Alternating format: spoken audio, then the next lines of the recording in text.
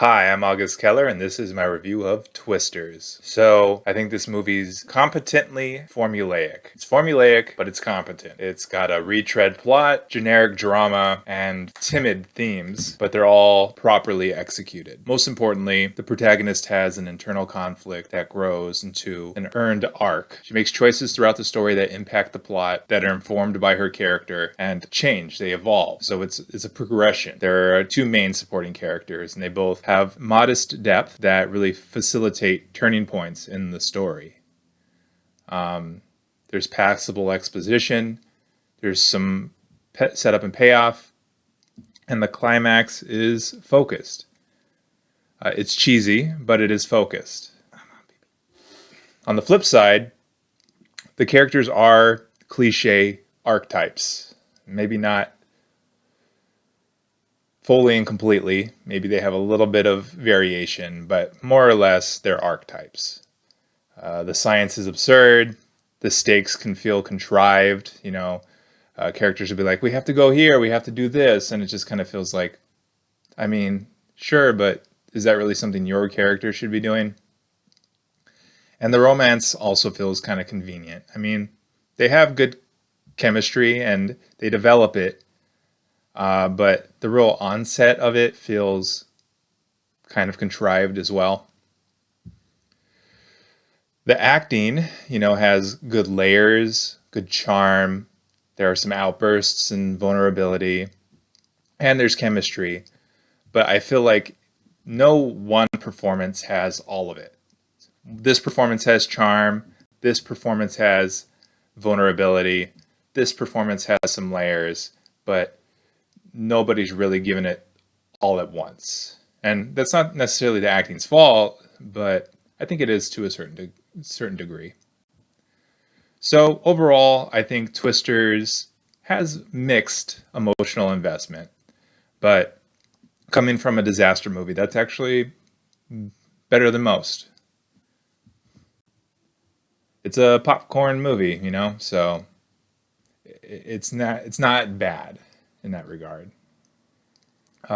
Technically, Twisters maintains entertainment, but I think it does lose its tone at times. Sometimes it's trying to be fun, sometimes it's trying to take itself seriously, and I think sometimes those two clash, where it's ridiculous cheese and a real kind of serious problem, and they just don't work well side by side. But that only happens sometimes. For the most of the part, the tone is pretty fun, popcorn. The cinematography has scenic landscapes and some brief composition, lighting and angles, but also I do find the action sequences to be shaky and cluttered and kind of drably colored. I know it's a tornado and it's supposed to be gray and brown, but I think there are ways to make it pretty still, or interesting to look at, not just kind of chaotic. But the drama scenes are better. The editing has solid pacing. It's a good variation where it slows down for drama, speeds up for action, and it does a good job of switching back and forth. That's what I mean by pacing, where it slows down, speeds up between action and drama at a good balance where I'm not getting tired, I'm not getting bored. So that's nice. I would say that it creates okay momentum, but I do think the runtime is a bit overlong. It's a little lengthy. There's no reason this movie could be an hour 45, not 2 hours. The sound, there's the expected storm action to the sound design, which is, dense and complicated to put together. And there's also some distortions and smash cuts. I don't think it's like too next level. I wasn't blown away, but it is good. Very good, even.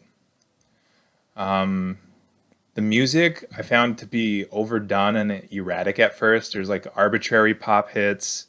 There's the Western adventure scoring. I think that was supposed to be a homage to the first Twister. And like these ominous pianos.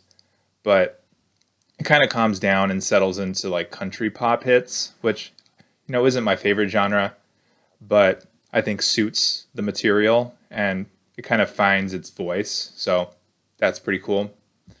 The production design, conveys a lot of destruction, some of which looks really tangible and real.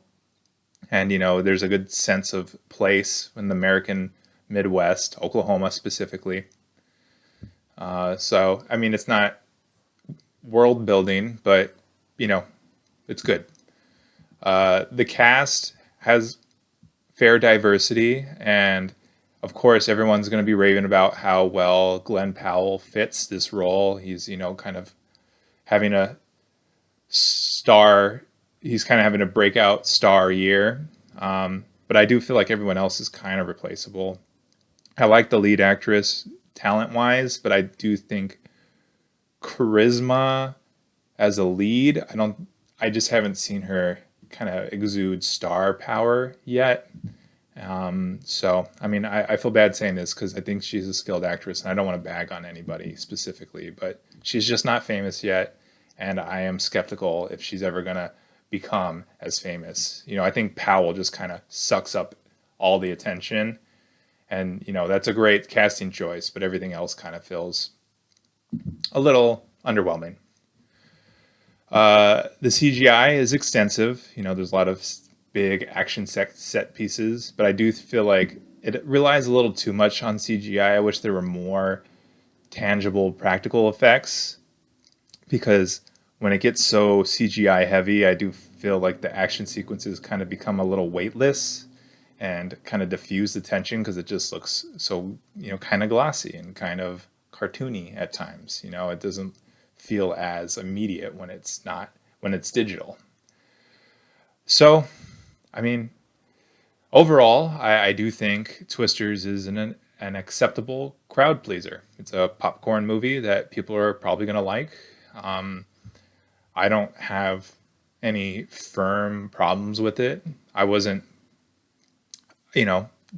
jumping out of my seat or anything. I think it's a fine movie, pretty good movie. I think it's going to be kind of towards the middle, maybe on the upper half of my end of the year list. So yeah, if you're interested, go for it. If not, I don't think you're missing much.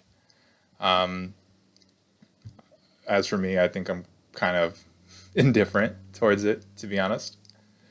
But yeah, that's all I have to say about that. If you like what I'm doing here, please feel free to like and subscribe. But at the very least, well, actually, also, I have an Instagram linked in the description. I'd love some support there as well if you have time. But at the very least, I appreciate you watching, and I'll see you next time. Okay, thanks. Bye.